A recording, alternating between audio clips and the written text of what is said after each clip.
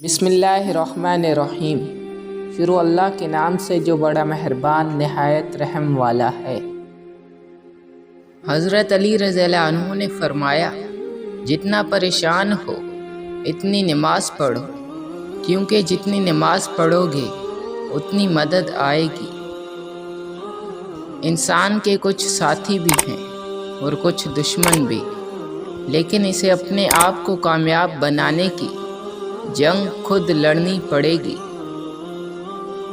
اعتبار توڑنے والے کی یہی سزا کافی ہے کہ اس کو زندگی بھر کے لیے خاموشی تحفے میں دی جائے۔ مشکل وقت میں دوسروں کے کام آیا کرو، کیونکہ مشکل وقت سب پر آتا ہے، کسی کا صبر دیکھنے کے لیے اور کسی کا ظرف۔ باہر کی دنیا پر اگر آپ کا بس نہیں چلتا تو نہ چلے، لیکن اندر پر تو بس چلتا ہے۔ اپنے اندر کو ایمان کی طاقت سے مضبوط رکھو۔ 3 طریقوں سے پریشانی خوشی میں بدل جاتی ہے۔ نمبر 1، خاموش رہنے سے پریشانی کم ہو جاتی ہے۔ نمبر 2، صبر کرنے سے ختم ہو جاتی ہے۔ نمبر 3، شکر کرنے سے خوشی میں بدل جاتی ہے۔ انسان کو اپنے دشمن سے انتقام کا سب سے اچھا طریقہ یہ ہے کہ وہ اپنی خوبیوں میں اضافہ کرے۔